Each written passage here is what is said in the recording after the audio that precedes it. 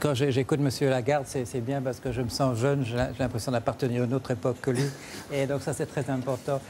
Le PIB, c'était, je crois que vous l'avez signalé, mais ça, c'était très intéressant. C'est qu'on a vu ce PIB, qui est une addition de prix, et on a dit ça c'est une mesure du bien-être.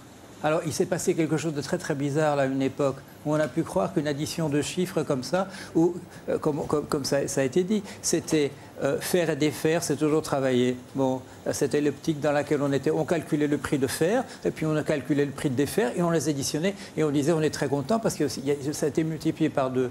Donc on est plus riche. Voilà, on a plus produit, on est plus riche. Ouais, c'est ce qu'on a fait en économie aussi. On a additionné l'argent dont les gens disposaient, et on a ajouté à ce chiffre, on a ajouté le chiffre des dettes qu'ils avaient, et on a dit regardez comme ils sont riches, puisque non seulement ils ont de l'argent, et en plus ils ont des dettes pour un montant extraordinaire. On a fait la même chose là aussi. Alors tout ça, c'était l'American way of life. Alors moi, je suis très content qu'on essaye autre chose.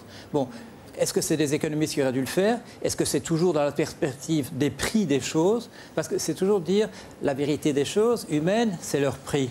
Bon, ça, il faudra qu'on en sorte un jour aussi. Hein. Il faut qu'on aille plus loin. Mais qu'on le remplace par quoi si ça dépasse son prix? Ah, par des qualités, justement. Donc, vous savez, on dit à propos de la finance, il ne faut pas en parler parce que c'est amoral. De toute manière, on ne peut rien dire à ce sujet-là. C'est amoral, c'est en dehors. Bon, alors, ce qu'on est en train de faire, on passe dans une époque plus morale. On va regarder les choses en termes de qualité. On va regarder ce qui échappe à la quantification, tout ce qui ne se passe pas par des équations, tout ce qu'il y a en plus, tout ce qui dans notre vie compte et qui n'est pas des équations, les enfants qu'on a, la vie qu'on a, le fait qu'on va mourir un jour, tout ça c'est très important. On peut le calculer en termes de combien ça va coûter nos funérailles. Alors on peut additionner ça effectivement à la croissance, mais ce n'est pas comme ça que nous le vivons, ce n'est pas ça que nous vivons. Et nous passons effectivement à une autre époque. Et ça, c'est très bien qu'on dise il faut mesurer ça autrement. Quand on verra ce chiffre, même si ce n'est pas très bien fait, quand on le verra baisser, on s'inquiétera. On dira le bien-être est en train de baisser. Même si ça ne reflète pas exactement le bien-être, même si c'est simplement un petit progrès par rapport au PIB qui est, comme je l'ai dit, simplement une addition de prix.